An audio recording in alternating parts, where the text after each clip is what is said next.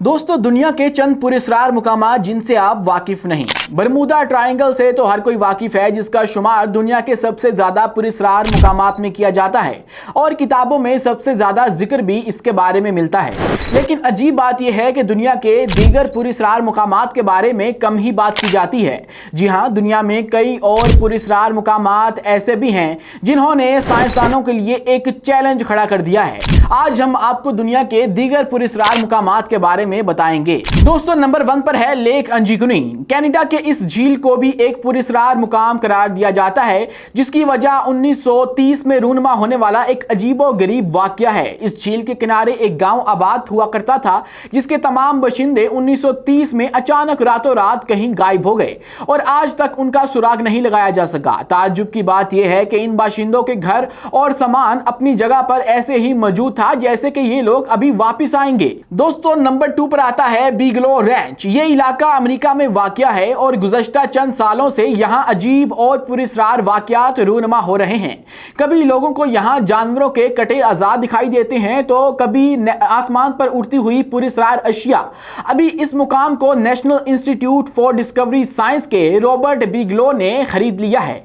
इस इलाके के साबका मालिक ने यह मुकाम इन्हीं वाक़यात से खौफजदा होकर फरोख्त किया है। दोस्तों, नंबर 3 पर है पॉइंट प्लेजेंट। मगरबी वर्जीनिया के इस मुकाम पर रहने वाले आबादी माजी में अक्सर शिकायत करती नजर आती थी कि इन्हें यहाँ एक पुरस्कार मखलूक दिखाई देती है। इन रहायशियों के मुताबिक वो इस मखलूक की लंबाई तकरीबन 60 फुट बताते हैं, जबकि आंखें इतनी लाल होती हैं जैसे कि कोई दहकता हुआ अंगारा हो। तहम जब 1967 में यहाँ मौजूद एक पुल को मुनहदिम किया गया, इसके बाद से इस मखलूक को दिखाई देने के बारे में कोई शिकायत मौसूल नहीं हुई है। दोस्तों, इसके बाद आती है सैन लुइस वैली। अमेरिका की रियासत कोलोराडो के इस इलाके में गुज़श्ता चंद सालों से आसमान पर परवास करती ऐसी पुरस्कार अशिया यूएफओ दिखाई दे रही हैं, जिनके बारे में किसी के पास कोई वजाहत मौजूद नहीं है। इसके अलावा यहाँ के मुकामी किसानों की जानिब से इन पुरस्कार अशिया के दिखाई देने के बाद अगले रोज बेदर्दी से हलाक होने वाले इनके जानवरों के बारे में खबरें भी मौसूल होती रही हैं।